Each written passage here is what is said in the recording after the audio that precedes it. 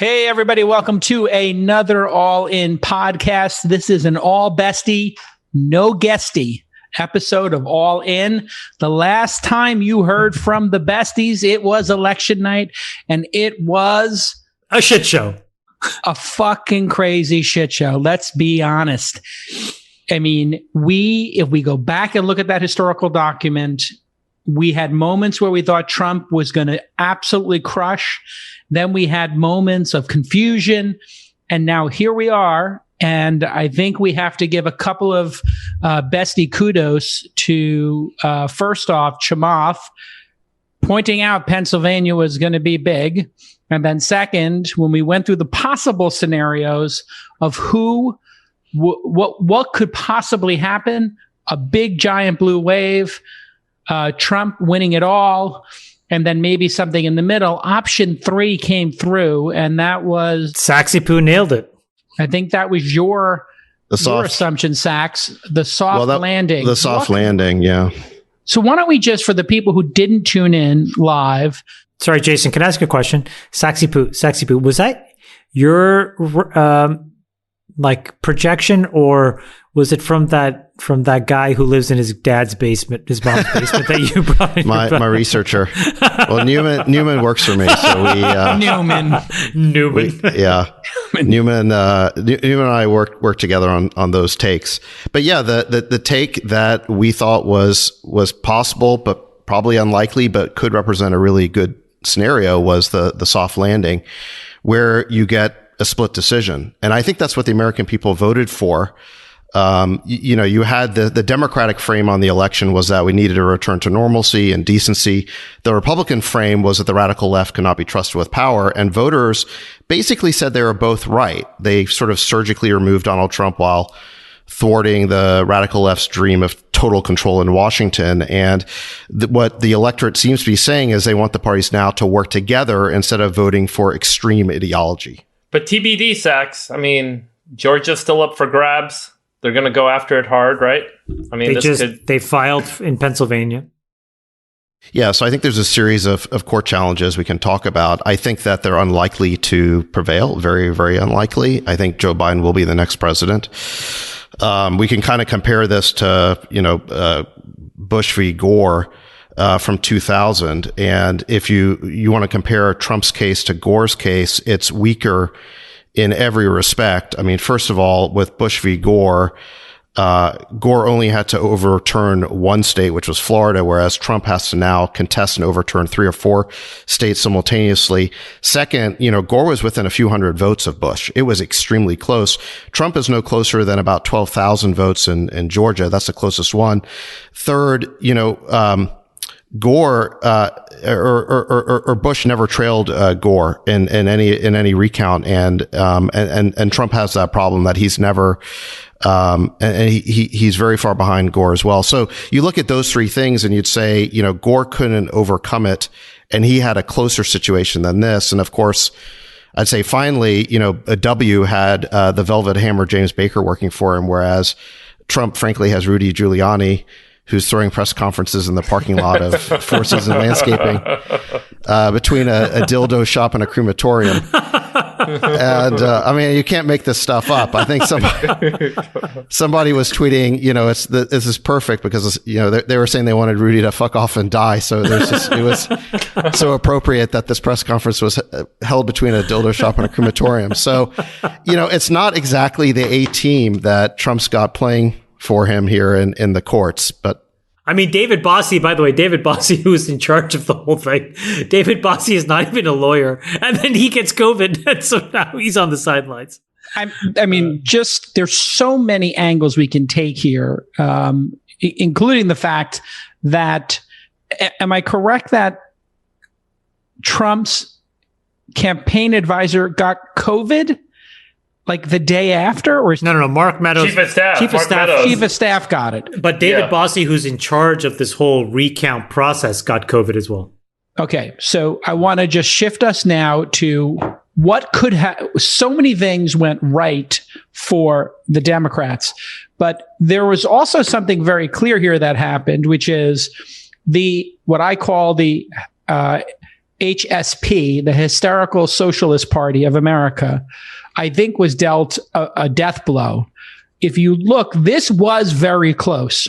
And so, even if we want to talk about the Electoral College, et cetera, these are still very low numbers. I believe if the Pfizer news comes out last week, Trump wins, or if any combination of AOC, Biden, AOC, Bernie, or Warren were in any way involved in this election process, and Warren pushed to the side, the squad was squashed, because we knew that if they got any kind of play, Trump sails into victory. So when we look at what happens going forward, and I'll let any one of the three of you take this, what does this say about the Hysterical Socialist Party, the HSP, the squad, the Bernie Bros? What does this say about them? Well, you have a loud group of people on both sides. And the reality is that both extremes of both parties actually after this election have very little to stand on that's unique. Because if you think about what the plurality of Americans want is actually just a common, decent, centrist, do no harm alternative. And they're going to pick that more times than they're not going to pick it. It's only when things get extreme, like in 2016, in order to send a message, will they do it? And until it's resolved, they tried to do it again now. So we should actually talk about that. I don't think that this was, a runaway. It was way too close on too many dimensions that actually matter for the future prosperity of America. But that being said, what does it mean for the future? I think the future is like Pete Buttigieg must be high-fiving, the people in his camp right now, because a common, decent, thoughtful, centrist platform will win. For example, like let's just say you believe in gay rights. Guess what? You don't need to be at the fringes to believe in that. That's mainstream. You believe in like a reasonable form of healthcare. That's mainstream. If you believe in climate change, it's mainstream. You start to go and tick off the things that the extremes would want to believe. There's very little room for them to stand on. So one party is going to be basically about like a federalized nanny state, and the other party will be a bunch of conspiracy theorist crazies.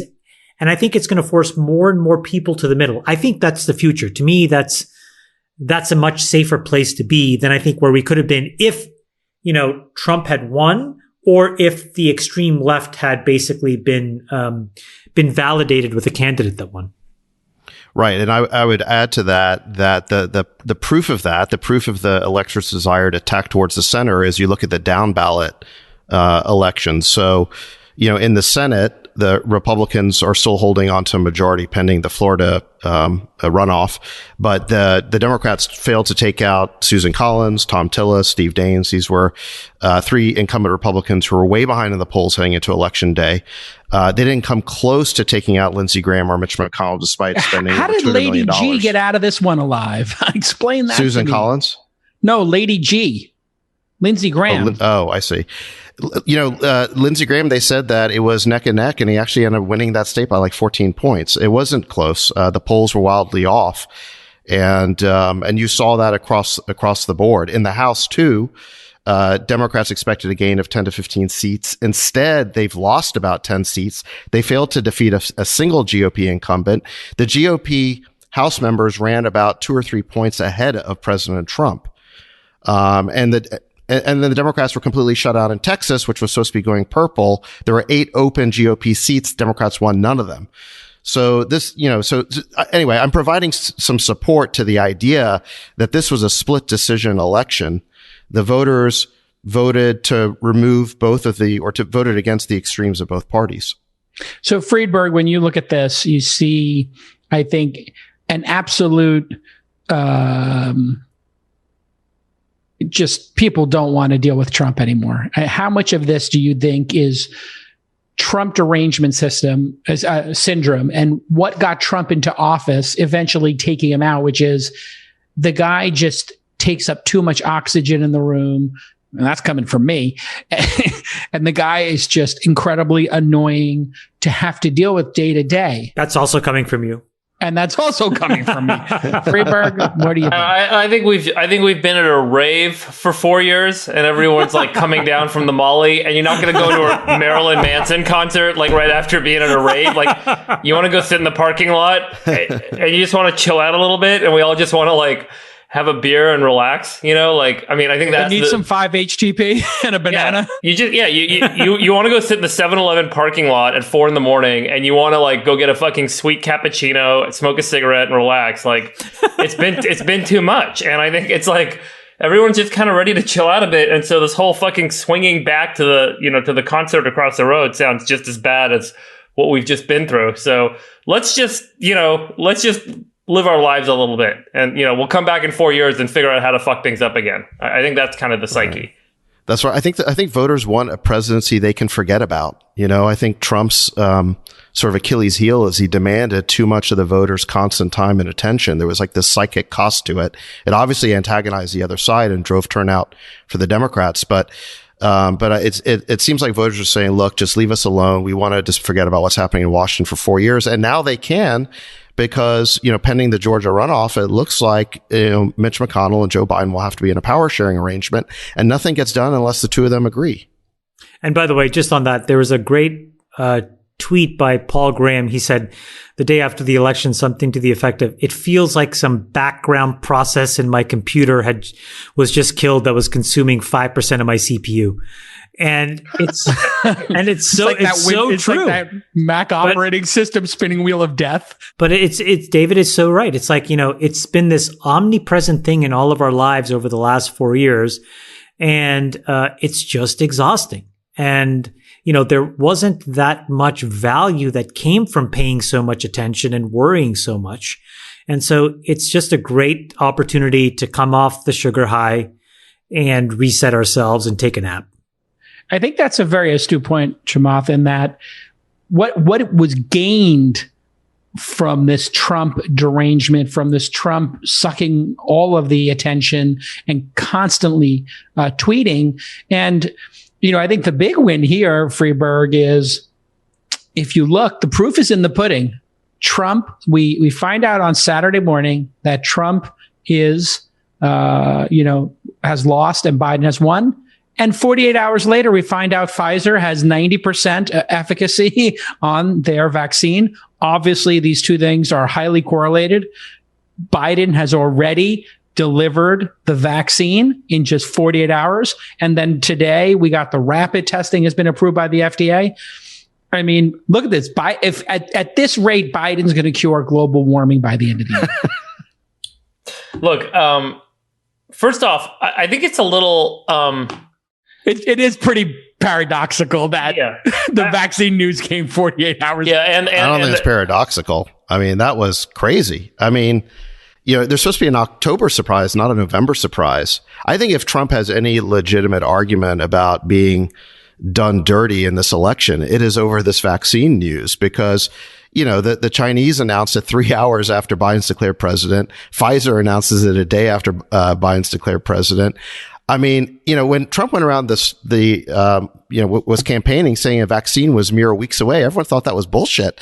But as it turns out, he was telling the truth. And if those guys had announced it, Jason, like you were saying, 2 weeks before the election, it might have changed this thing. But you guys that might have 100%. And this is not something he can go to the courts. It's not like he can go to the courts and get the election recounted or overturned because of this. So it's not something that's legally actionable. But I do think that on this news alone, Trump in 4 years will be able to claim on some level that this was a stolen election. But couldn't the same be said about Hillary's email server, right? So yes, like 100%. That news came 100%. out and it was like timed around the election. And I do think that there was a concerted effort to not let, the progress with COVID get in the way of the election in any way, biased it either way. And I think it's like pretty reasonable and fair to say, like, let's just not make this part of the news cycle leading into the election.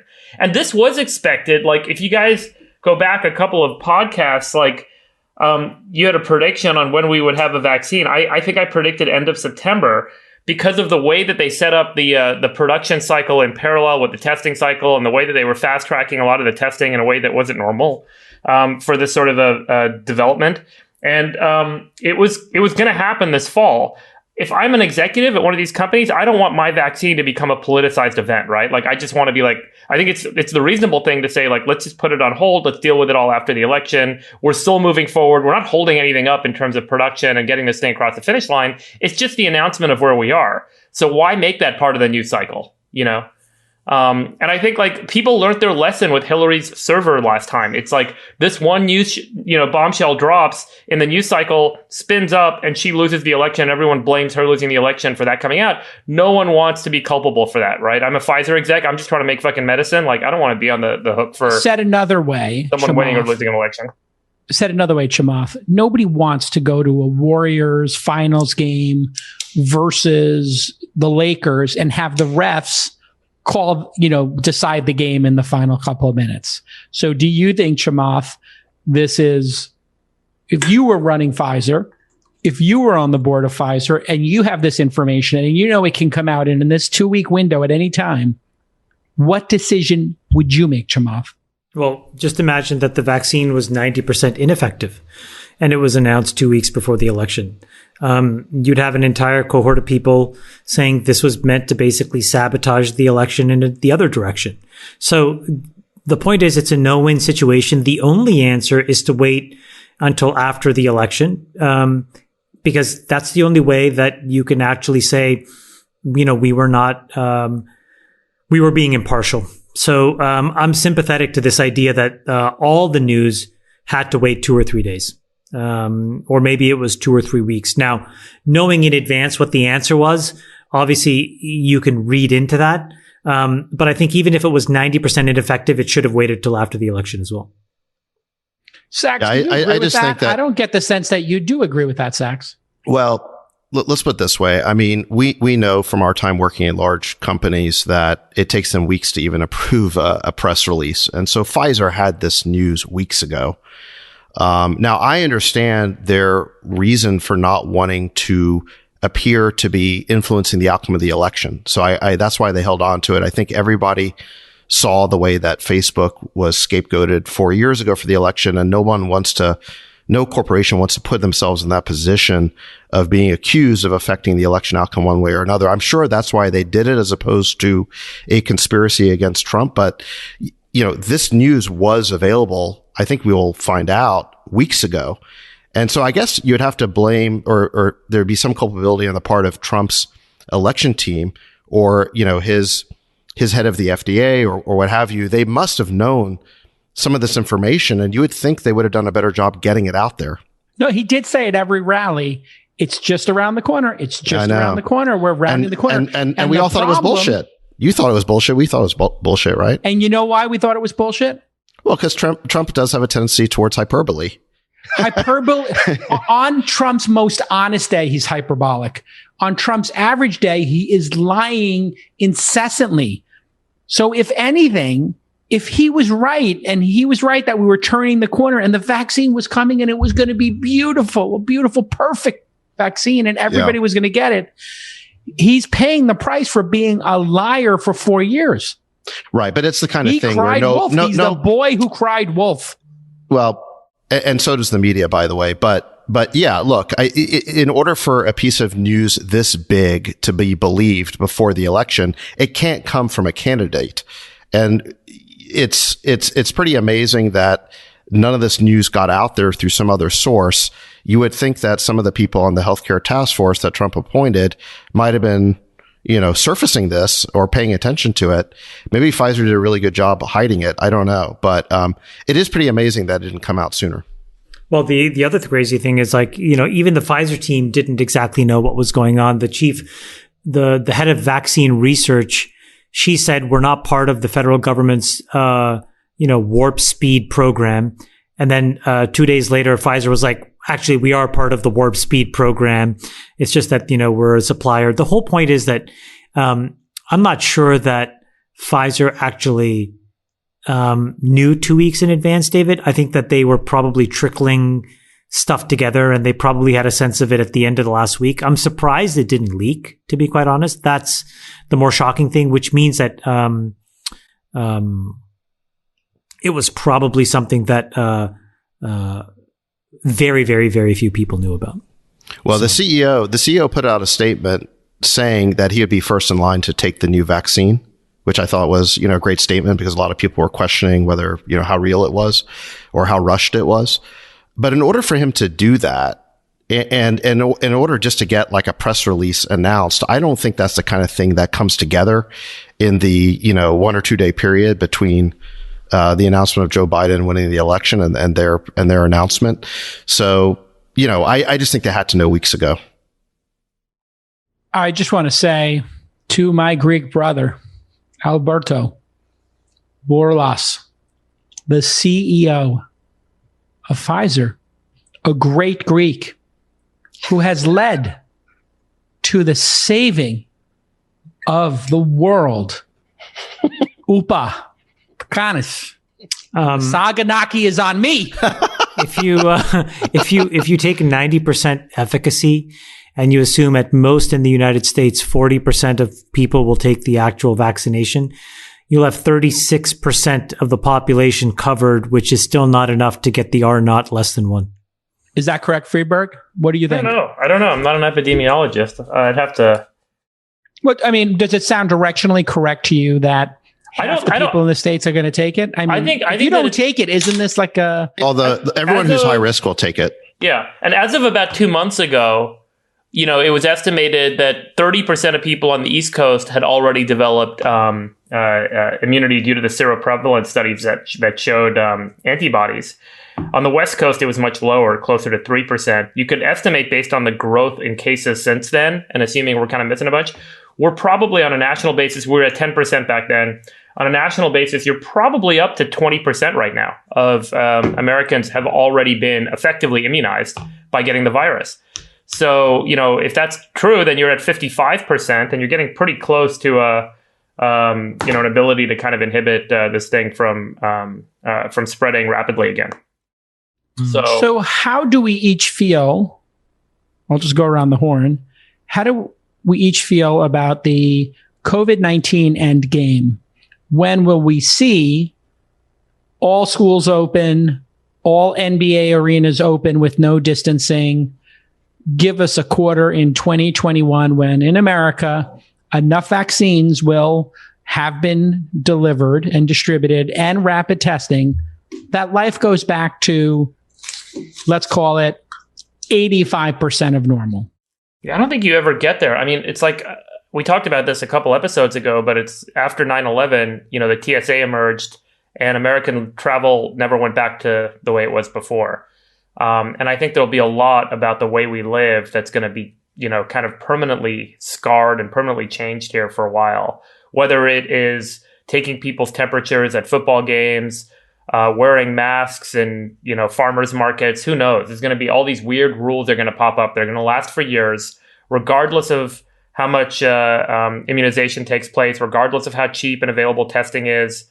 We're going to have this scar for a long time in terms of how we live as a society. I don't think we should kid ourselves that we're going to go back to quote unquote normal. And I do think kids are going to get tested and schools are going to be like this friggin', almost like TSAs now. Kids are going to go into school and get tested regularly and they're going to do all sorts of stuff that we would have never dreamed imaginable in a free country a year ago. And I think that's permanent. I think, you're already seeing people going nuts at bars and restaurants and people that have had it are out there partying and living their life again. So there's certainly don't you think if you get the vaccine, you're just going to be like, YOLO, I've had enough of this? Yeah, but I don't think that systems are going to change back to normal. I think systems have changed to the point that we've now got a way of living that we think is safer, that we think is, we are now kind of inhibited because of the system. Chamath, you agree? Yeah. Yeah, there'll be a lot fewer. It's what Dave Chappelle said on Saturday. There'll be a lot fewer mass shootings. The pandemic has done a great job of keeping the whites at home. So I think that, we watched it together. All you fucking 3 out of 4 whites, besties watched it together. all you guys go on your mass shooting rampages. The whites are at home. They're frustrated, but they're at home. Thank God. So I think there'll be some advantages. Well, I mean, but let's talk about it, Chamath. Does 2021 mean kids go back to school 2021 September? No problem. No, I think Friedberger's right. I think that the best we'll get back to is sort of this 80% state, and I don't think it happens until probably 2022 and maybe 2023, but probably 2022. Because you have to remember, we have to ramp up now billions of vaccine production. Like this is a non-trivial path from here to quote unquote mass market. And that takes a long time. I think we have to figure out how we're going to administer it. By the way, and the way that the Pfizer vaccine works, and maybe these other folks, is you get the shot, and then 3 weeks later, I think you get a booster.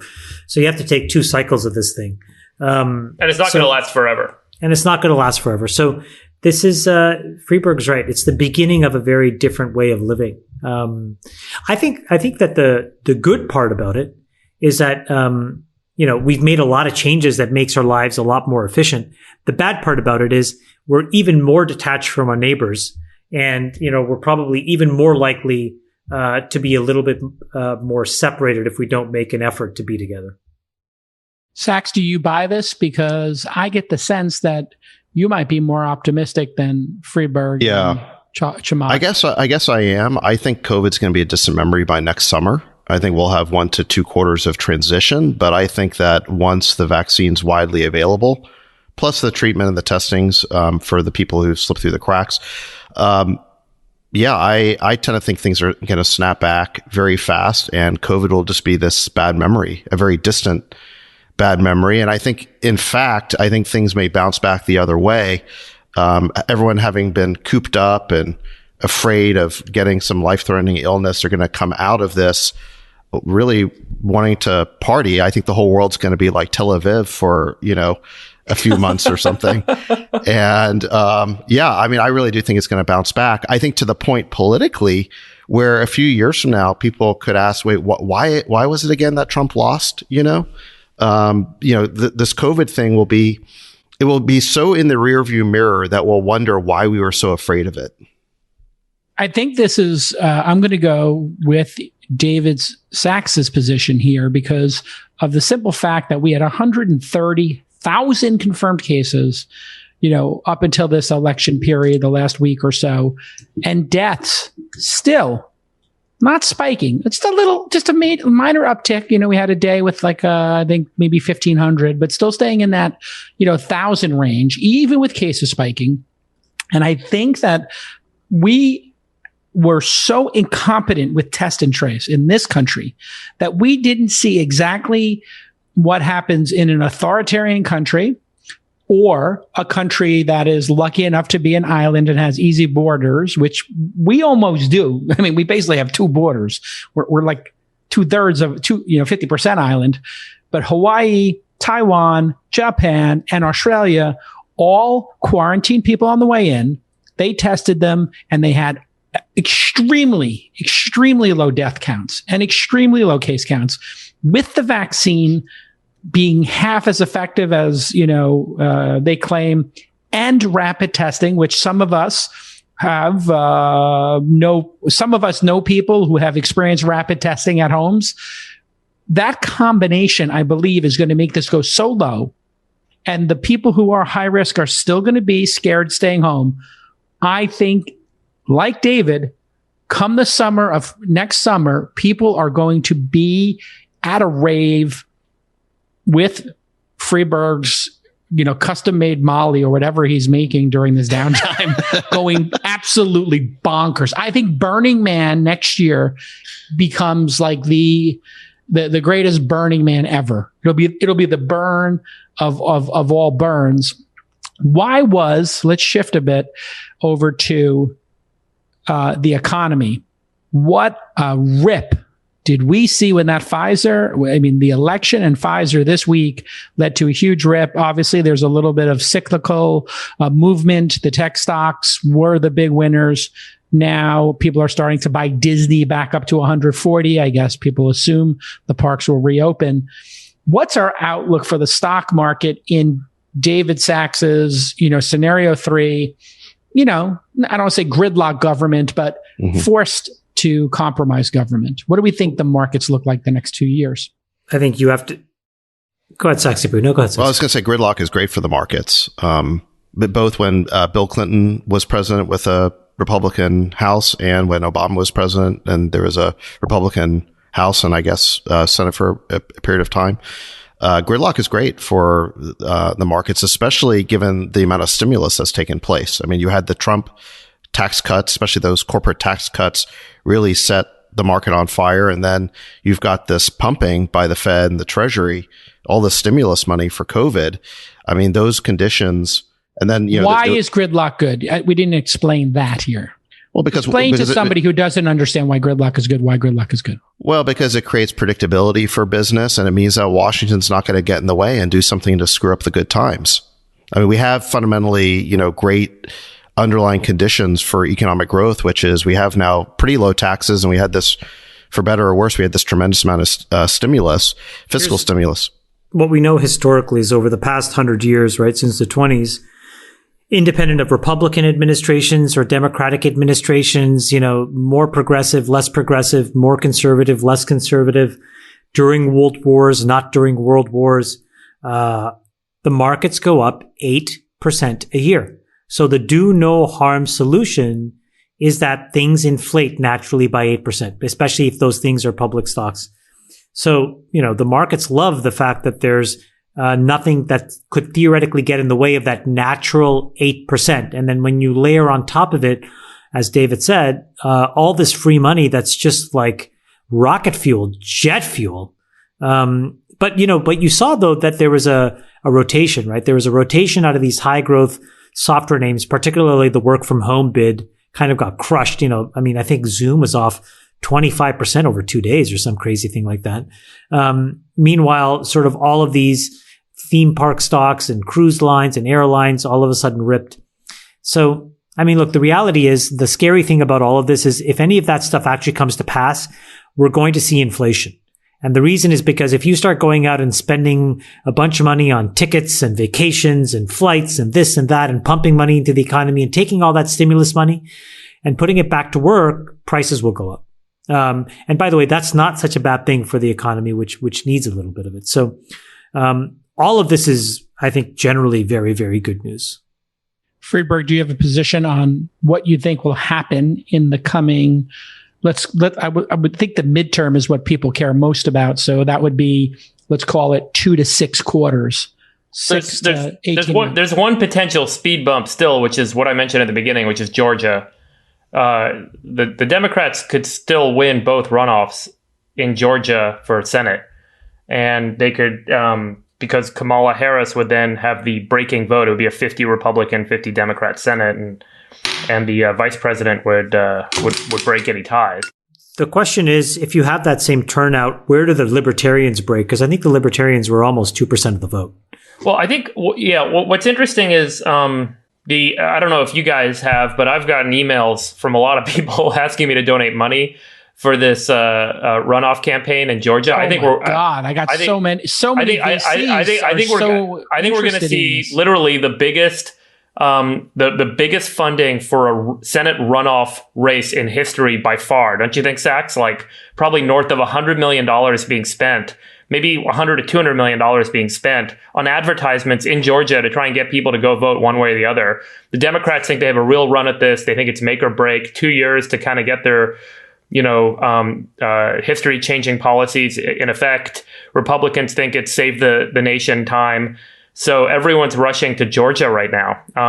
So the markets are going to have a very close eye on what's going on over there, I think. I'm very nervous about it.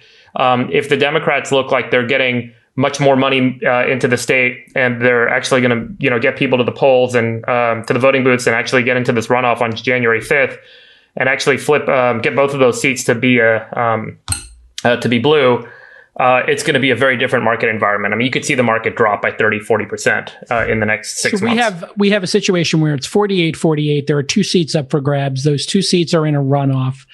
And I want to get into the exit. Let me correct that, Jason. It's 48-50. Yeah, the Republicans have a 50-48 advantage with 2 open seats in the runoff. Actually, sorry, one seat is open. The other, it has an incumbent, Perdue, who's facing Ossop. Perdue won in the last election. He got like 49.9%. You have to get 50. Yeah. You have to get 50%. You get kicked to this runoff in January. Is Georgia the only place that has this where you have to get to 50 in order to win? Yeah, it's crazy. It's crazy. It's so weird. Is this just they want the extra attention, or who came up with this idea? This seems just like every state's got its own history. It's crazy.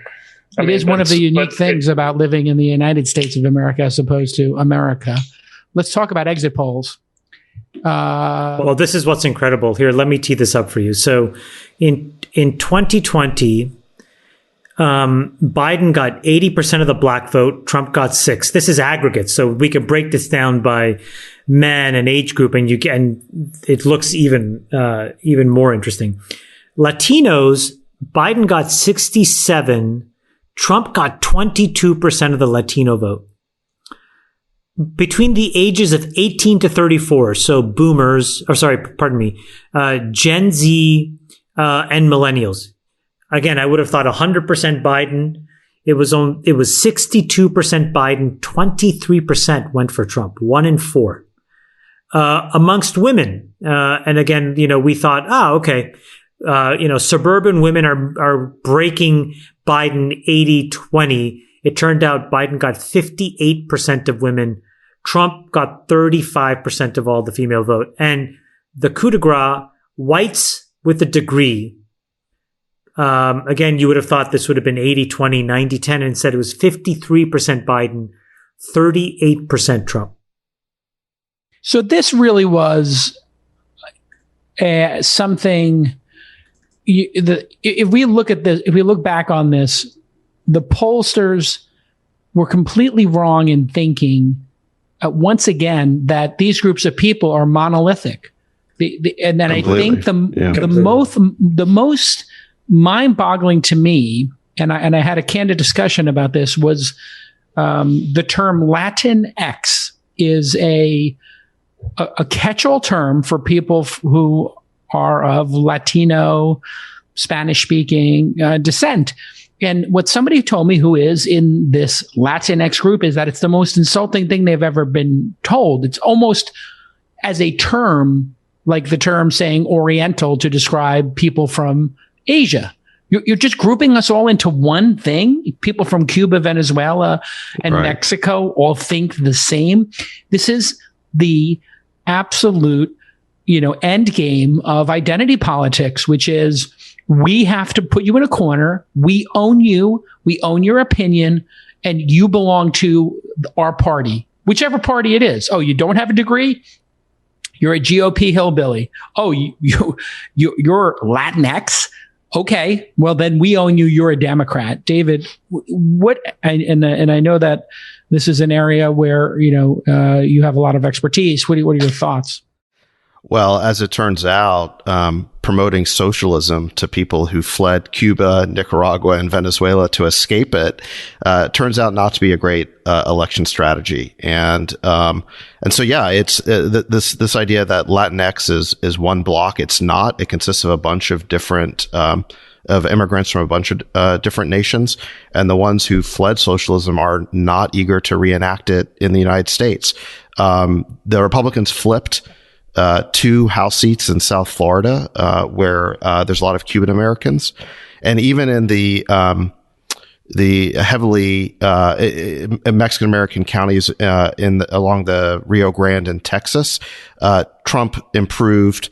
It looks like he improved 59 and 39% respectively over his 2016 showing.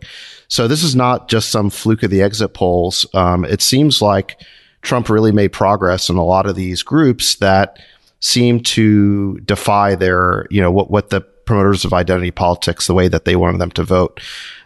Gay Americans were another one. I think Trump improved his share of the gay vote from 14% in 2016 to 28% this year. So, really, it's pretty amazing. People are not voting the way that they're supposed to vote. Trump also improved from 12 to 18% with black men and 4 to 8% of black women. Those are still pretty low numbers, but there was improvement there. And I think part of the reason is that not all of the African American community is on board with defunding the police.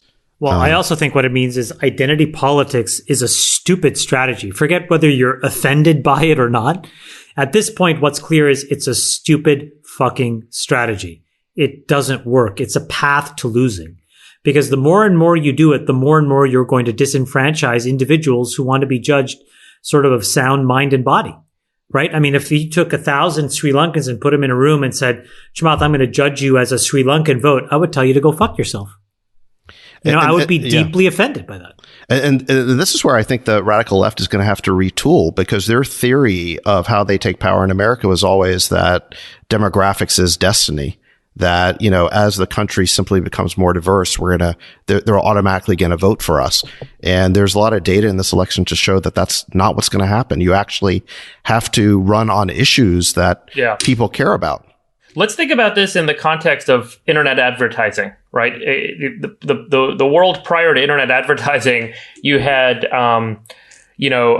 channels, and you would have an audience that was estimated to be made up of some demographic set on that channel, and you would buy an ad spot on that channel, and that's who you would reach, and so you would create a message for that. Now, today, we can create personalized ads and personalized messages, and internet advertisers are much more thoughtful about targeting based on psychographic profiling, behavioral targeting. And I think that's where politics has to head in the United States. It's kind of keeping up with this personalization of both products, but also of media and ads. And I think that's what we're going to see. If you listen to James Carville, who's like, a classic kind of Democratic campaign advisor, and he did a podcast just leading up to the election. And if you listen to this podcast, these guys are very old school. It's like the whites are going to do this and the blacks are going to do that. And the college educated are going to do this and the others are going to do that. And they don't realize that the segmentation that's possible today, I think, reveals a lot more about the character of the population. They're basically, I think it's such an astute point, Freeberg. They're basically living in the level of granularity of network cable, TV. It's like cable TV. Yeah. It's like they got to cable TV and they were like, okay, BET, ESPN, NASCAR. And guess what? The world is much more complex. Individuals have found their own personal voice, and they found their own personal voice through social media, through Instagram, through this ability to kind of define themselves, not fit within a cohort. And I think or maybe they always did feel that way, and we just had never had the technology to get there. Yeah, but I think it's also about people. Like, people have complex points of view. The four of us sit here, and none of us identify as a party anymore. We all identify with certain points that we think are important to us individually, and then we have a point of view on those points. And I think that's the case for the majority of the population in the United States. I don't think people are like, I'm just a fucking Democrat no matter what, and I'm a Republican no matter what. People care more deeply in a more complex way. And I think politics needs to resolve to that. And that's going to require a shift in how you communicate, how you message, how you get feedback, how you drive blocks for voting. And it's gonna be a really interesting change over the next 15 to 20 years. And it may be what saves the republic. I think this is an incredible observation. I think it might be the observation of the episode. And I just want to point to a tweet I did, because this election has really led to me doing two things. One, I've been just thinking deeply about what do I actually understand about Americans and America. And then I also, there's all these red pills around. So I decided I would crush up a red pill and I would just, put a little on my finger and I'd try a little red pill for a second. And everybody told me I've been red pilled now on Twitter and that I'm a Trump fan. I am not. I hate the guy. I think he's horrible. But I did this quick survey here. I said, if you voted for Trump, I want to understand what percentage of your vote was based on the combination of A, cancel culture, B, identity politics, C, socialism, D, coastal elites telling you how to live, explain other issues that contributed in a reply, i.e. spending, immigration, SC, the Supreme Court, etc. And I just said 0%, 1 to 25, 26 to 50, and over 50. And I got 12,000 votes. Go ahead and look at the results. Not the replies, but go ahead and vote. It doesn't matter which one you pick. Over 50% of people who voted for Trump, and I know this is unscientific, it's my followers, but it definitely feels directionally correct. The people who felt 26 to over 50% was part of the cancel culture, identity culture, was what they were trying to communicate with their vote. Well, this is such an important thing, because I think this is what we're fighting over. Every single 70% of them. No, every single election going forward. Like, if you put this on top of the 70 odd million people that voted, this kind of roughly makes sense, which is that, there's probably about 20 million people who will completely vote Democrat no matter what, and 20 million people who will completely vote Republican no matter what. They're just eyes are closed, their ears are closed, they don't care. But when you take those people out, there's this enormous amount of people in the middle who have the ability to vote a split ticket. And as Saxipoo said, like they'll vote a Democrat into the White House, but then down ballot, they'll vote a bunch of Republicans and they'll just make sure there's a balance of power. So they've been telling us about this kind of centricity for years. And so if you want to win an election, you do two things. Part one is you understand this dynamic that centrism wins. And part two is what Friedberg says, which is you understand that we need to enter sort of the Google CPC world of political advertising and really cater not just the ads, but also the message to individual people and stop the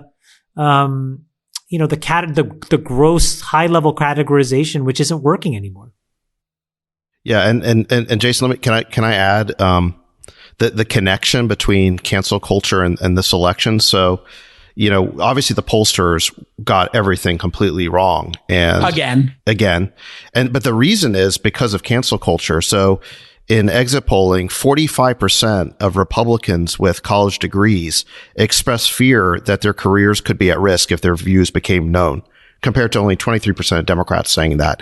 And so there were these, quote unquote, shy Trump voters who were afraid to tell pollsters what they really think. Now, it wasn't the Trump voters that you think of when you see the pickup trucks and the convoys go by or the rallies. Sort of those were the voters from 2016 who weren't counted. It was sort of the non-college blue collar voters, the Michael Moore, people who turned out for Trump in big numbers and weren't properly counted 4 years ago. The pollsters actually counted those people correctly this time. The people they completely underestimated was actually the white college vote, who swung from Democrat to Republican. They voted for Trump because of this issue, and they were afraid to say anything about it because they're afraid of getting canceled. And by the way, they are every other person everybody listening to this podcast works with. And so deal with that one. Right, exactly. Anybody who's not actively virtue signaling on Twitter for Biden is a Trump voter. Not sure that's exactly correct, but I don't think it's wrong. Roughly. If people in tech aren't explicitly endorsing Biden on Twitter, they're probably closet Trump voters. It is going to be very interesting for people to go back to offices, because now we have had a resolution, and identity politics, cancel culture, and extreme-ism on both sides, hysterical and trolling Republicans, hysterical libs. This has been a loss for both of those parties. And now the pandemic is ending. We're going to be back in offices at some point. I mean, what is office culture going to be like? Are people going to go with the Brian Armstrong, let's just get work done here, let's not talk about politics, it's just too charged, or not? It's going to be a very interesting. It's every company's right. It's every company's right to care about what they want to care about, every board, every CEO, every controlling shareholder. And then it's every employee's right to vote with their feet about whether that's okay or not. And I think that, look, I mean, the whole Brian Armstrong thing, again, just to say, one of the most pathetically poorly written, pieces of English prose I've ever fucking seen. He's a crypto, in fairness. He's not a coder. He's a CEO. My dog slamming her paw on the keyboard would have created a better prose than that. But he was coming from a reasonable place. He had the right to say what he said. The problem is that it's so antithetical to what you're allowed to believe, for example, living in San Francisco. But I think that that's going to change, because you can't ignore every other person telling you that there are meaningful economic issues that matter, and that the prioritization and the policing of these, sort of high value social signaling issues are no longer a priority. And I think that what's going to happen is there will be room for a party that focuses on that, and a group of people, but they will be relegated. Just like on the other side, that will happen to the Republican version of that as well.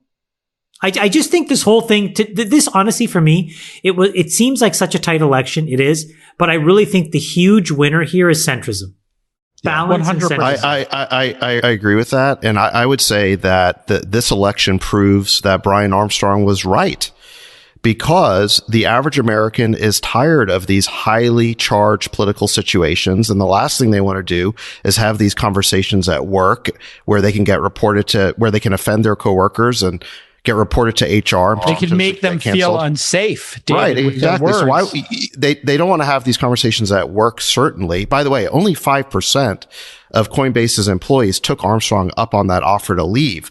So the number of people who actually want to have a politically charged workplace is very, very small. They're just the noisiest. They're the squeakiest wheel. I mean, and that was a ridiculous deal. I mean, what did he say? 6 months and we vest his option? He made it really attractive to leave if you didn't agree with his policy. Was that written? Because I couldn't figure that out from the way that it was written.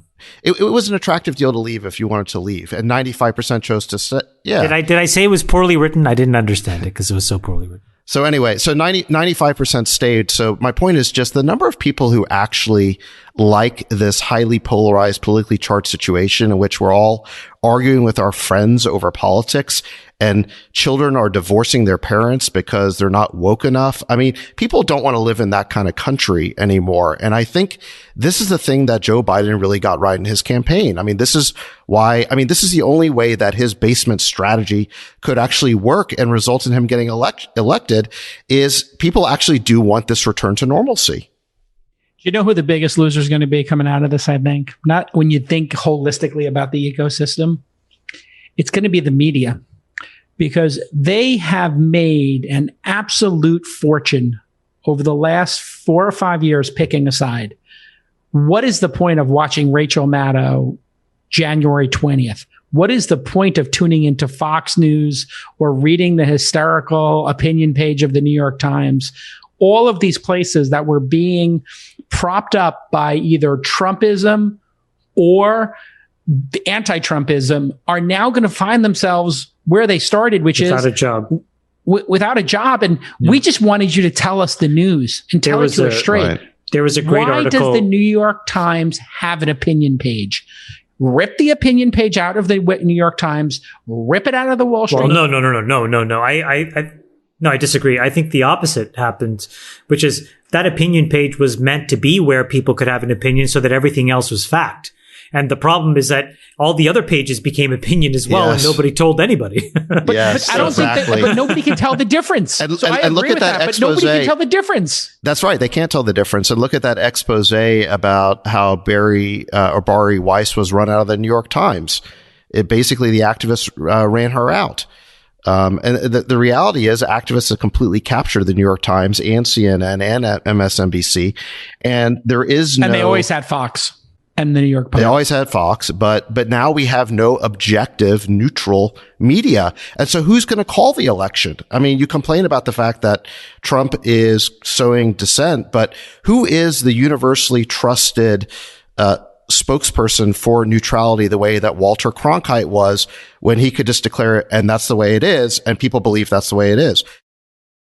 Who did the best job, Friedberg, that night? When we were doing that, let's reflect on the live stream. I have 2 questions for the live stream. Number 1, who was your bestie guestie? Who did you think added the most as a guestie, and why?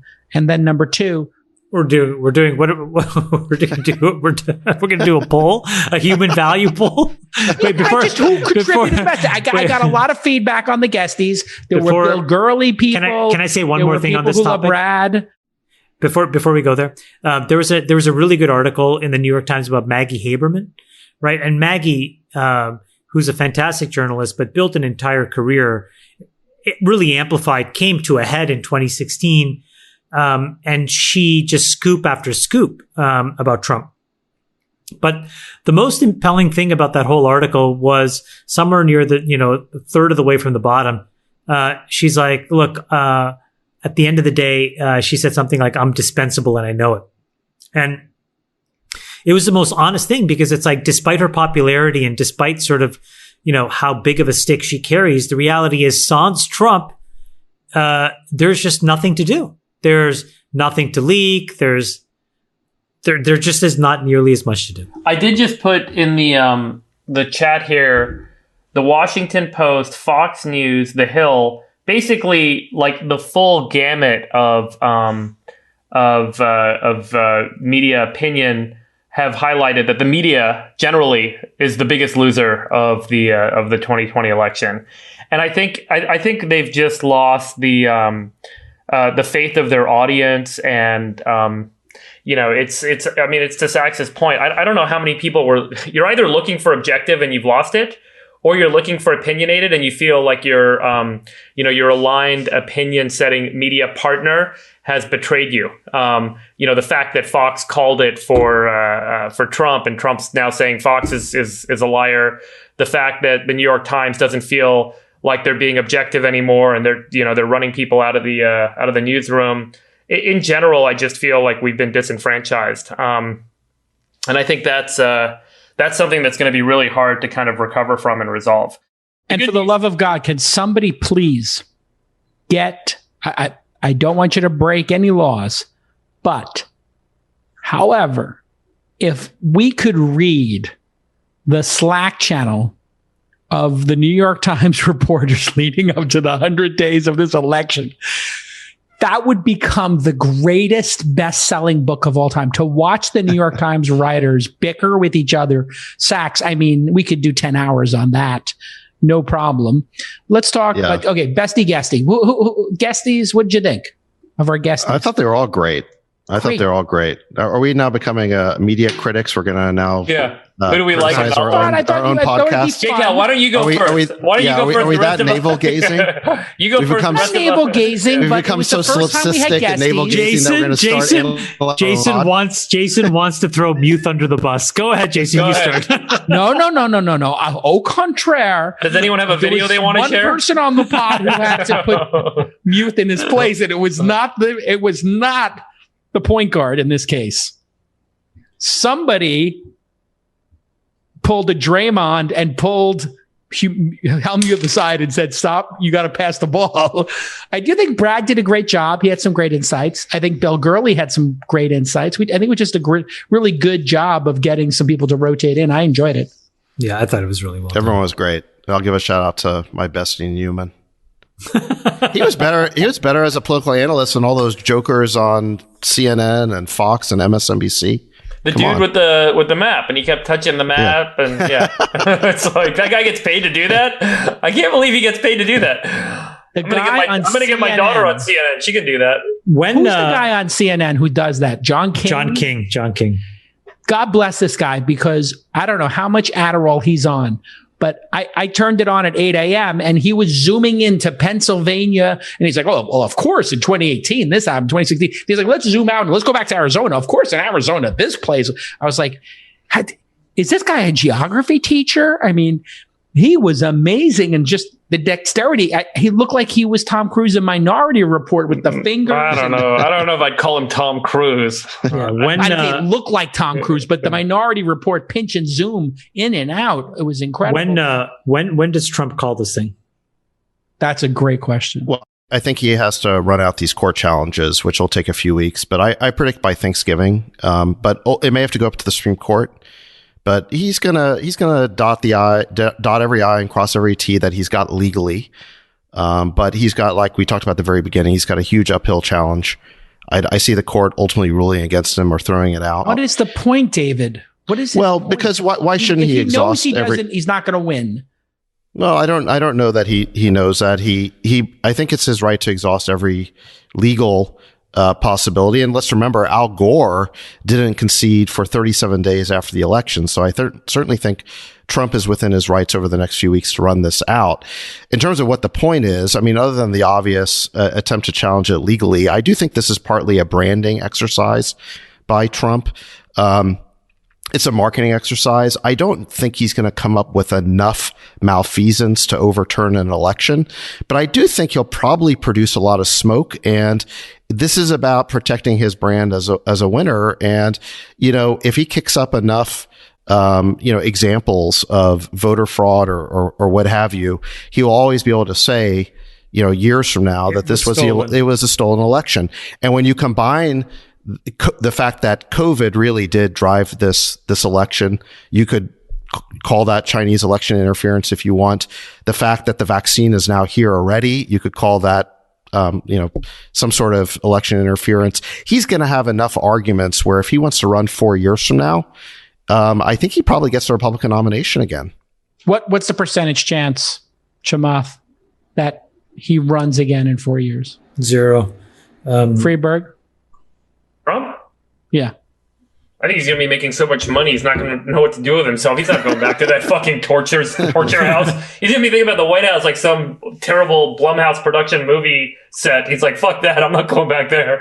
It was awful. Where is he going? Is he going to go to China? He's going to Shanghai? Is he going to Russia? He's going to launch He's going to be in New York. He's going to buy a law firm because he's going to need a law firm to keep everyone at bay. And he's going to be probably printing $100 million a month. I put it at Dubai, Saudi Arabia. I think he's definitely going to launch a media business, and he'll try to become kingmaker.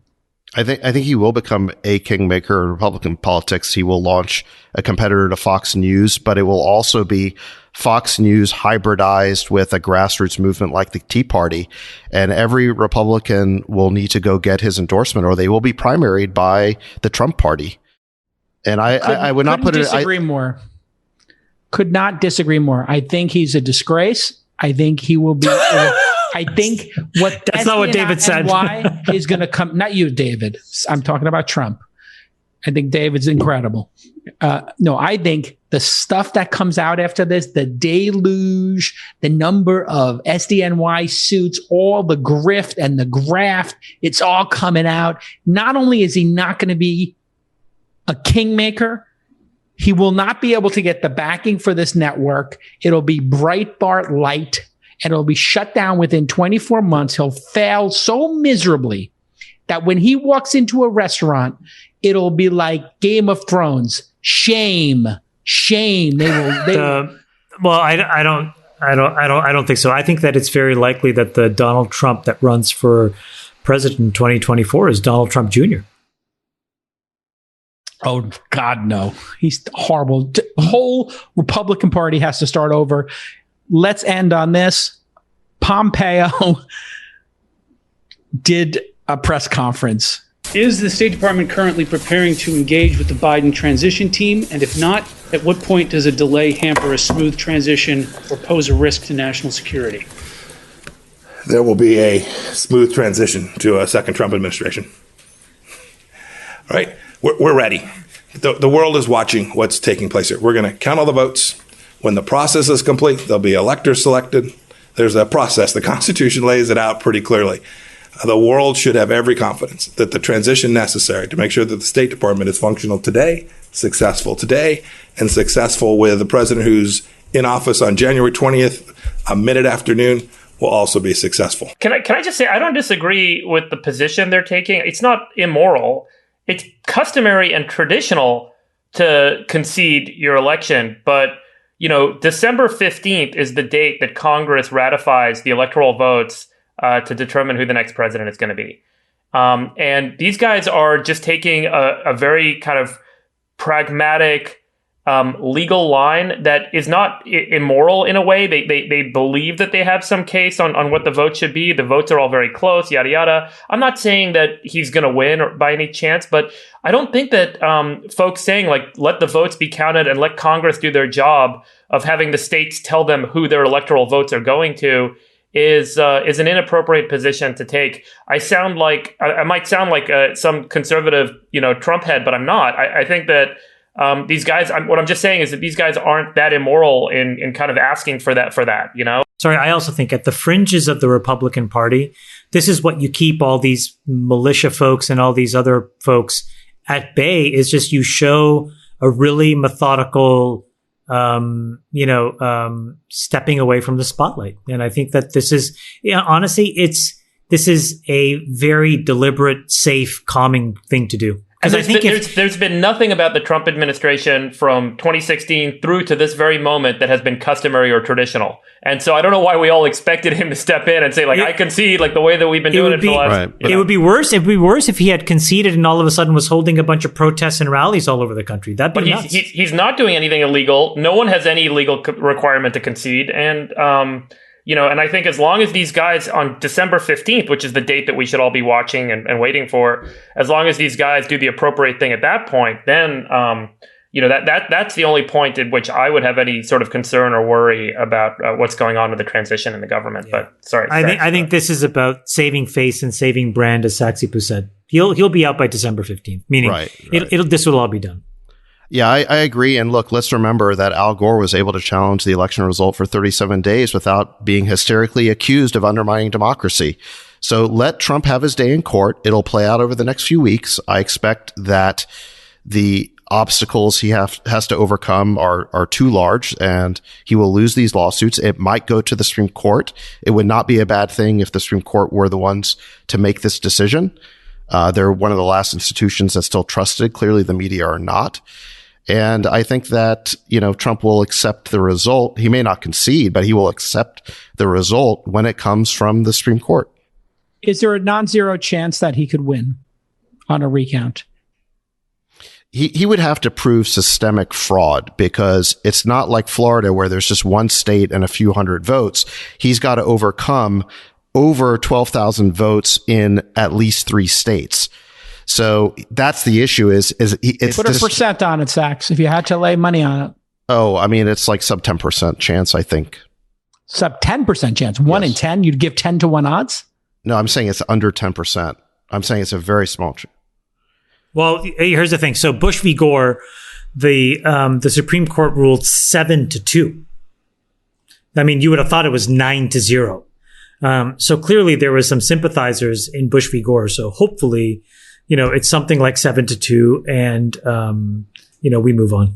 I believe if it gets to the Supreme Court, it will be at least 7-2, if not 8-1 or 9-0. Just because I think Trump has a much harder case to prove. In Florida, the issue was simply whether the recount should be allowed to continue. James Baker went to the Supreme Court to stop the recount that was in process, because of the fear that the local corrupt election officials basically steal the election for Gore. But Bush was always ahead in that election. There was never a time when Bush was behind. Biden is now ahead in every swing state that matters. Trump has to now overturn that result in at least 3 of those states. I don't know how he does that. Votes. By tens of thousands of votes. I just don't know how he does that. He has to prove some sort of systemic fraud that took place across the nation. And look, I think from a marketing or branding standpoint, he'll be able to create a lot of smoke. I think they will actually find quite a bit of misconduct, because I don't think our elections are perfect. But will it rise to the standard that the Supreme Court's going to set for overturning an election? I don't think so. I mean, they'll probably find it on both sides. There's got to be some crazy Trump supporter who has 10 ballots they signed, and there'll be some crazy liberal who did the same. Well, the nuanced issue is whether they can do a constitutionally valid recount by, the time necessary as well. So the longer that this delays on, then they'll be forced to basically say no to that also, because otherwise it will be effectively throwing out an election. And so, as we wrap here, San Francisco's continues to devolve, revenue down 40% in terms of taxes. Budget is double what it's been just a few years ago. Crime is going crazy. Walmart is closing their stores and leaving because of Walgreens. I'm sorry, Walgreens. We don't have a Walmart here. And there's more homes on the market now than there have been. Too much of anything is a bad thing. If you eat too much broccoli, it's a bad thing. You know what I mean? So too much of a single party monoculture is bad, whether it's Republican or Democrat. You need a diverse, centrist plurality. And in the absence of that, many cities that veer in one direction or the other will decay and die. And San Francisco is going to be the tip of the spear for the left's version. And there's been a bunch of cities that have already been the examples of the right's version. So you know what? Apparently the water is warm and they want to join. Anybody else? Friedberg? I can't find a lot to disagree with there. I think San Francisco, we're basically an Atlas Shrugged. I mean, half the storefronts are closed. They're boarded up. The city is completely surrendered to the criminal element. You can't park your car anywhere in the city without having it getting broken into. They won't prosecute people for crimes, including, increasingly violent crimes. The city is about to go bankrupt, and the entrepreneurs are all disappearing. They're all leaving. I mean, it's right out of Atlas Shrugged. Yeah, I mean, it's the action is the wrong action, right? So San Francisco, the biggest disappointment of election night for me was the new business taxes that were passed for San Francisco businesses. And there was also this for 99.9999999% of people, they're going to shrug and say, I don't give a shit. But there was this new tax of 6% for homes that get sold over $10 million.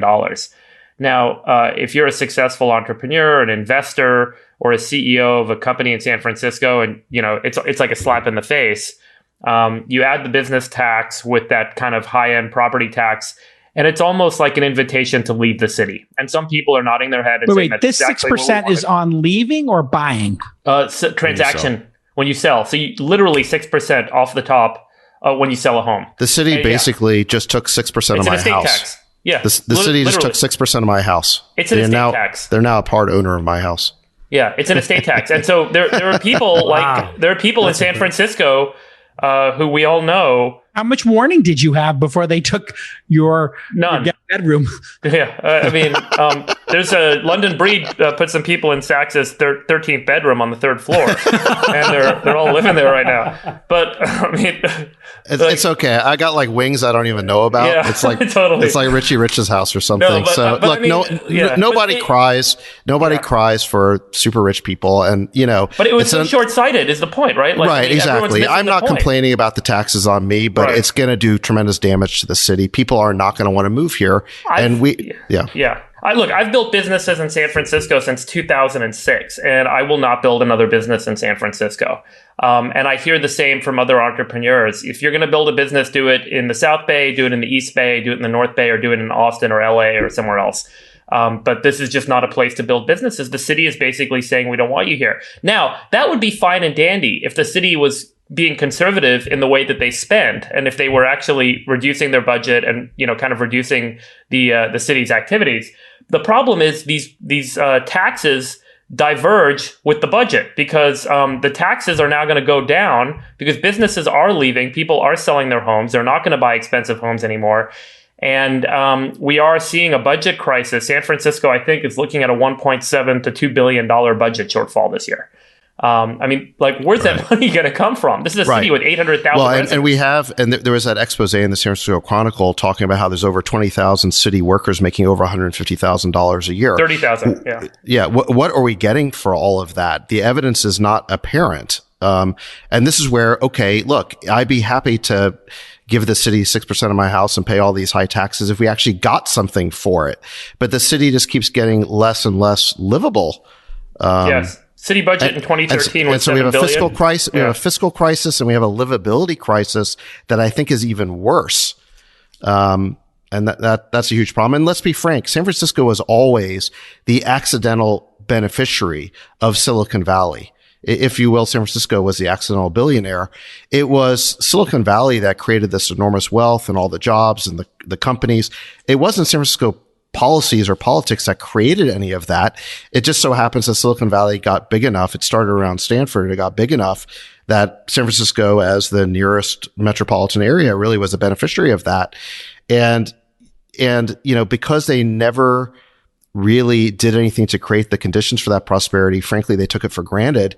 And now that the rug's been pulled out from under them, I don't think they're really going to know what to do. Local San Francisco politicians treated Silicon Valley success as a grab bag. And Uber set up here, and Twitter and Square and Salesforce, and San Francisco politicians put their hand in the honey jar and took as much as they could. And it's now backfiring because new businesses don't want to set up here. Entrepreneurs don't want to operate here. And as Sachs is pointing out, the rapid kind of inflation has caused this tremendous decline in the quality of service. There's zero accountability, zero checks and balances. So San Francisco is in for a really frank, scary reckoning. And a lot of people are really worried about it. And it's like a very real problem. It's not like, oh, the city's fucked. Like a $2 billion budget shortfall. You're either going to have to cut a lot of jobs of public employees, or you're going to have a city that's going to go bankrupt, and bonds are going to get defaulted on.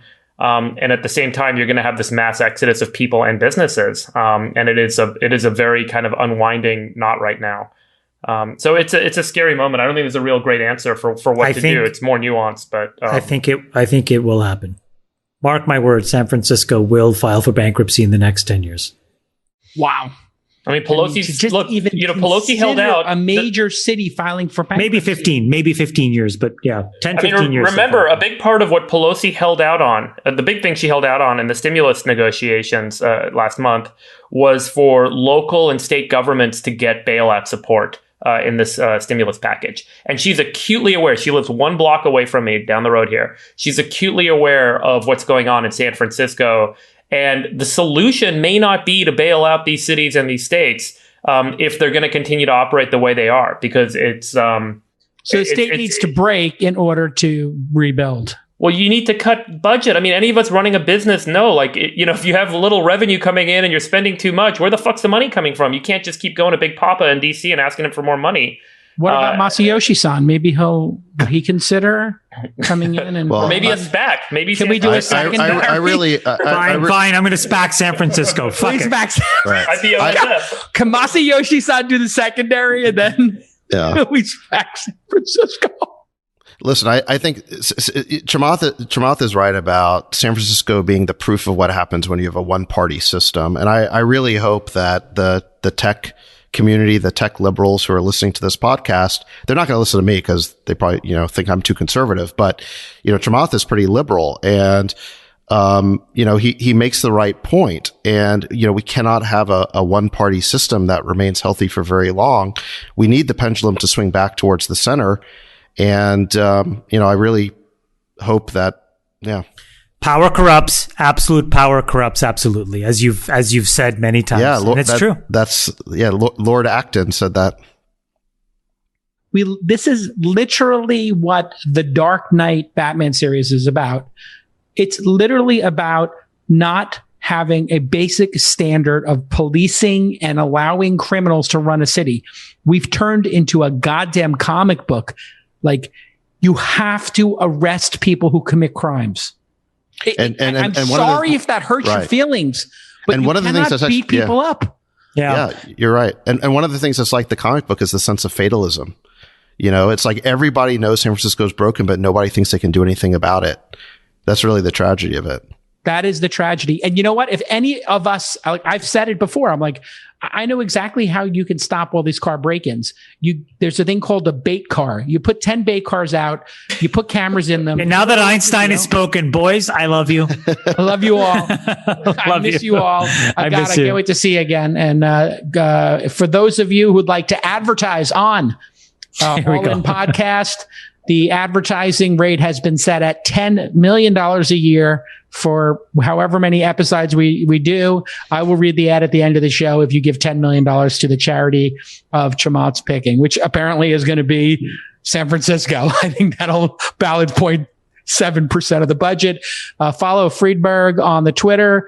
Follow David Sachs. Follow Chamath Palihapitiya. If you like the show, tell your friends and write a review, or don't. We don't care. We just do this because we like hanging out with each other. We'll see you all. Oh, and if you want to be a guest on the show, we don't accept any guest recommendations. For the love of God, stop asking. I mean, I don't know how many people are begging to be on the show.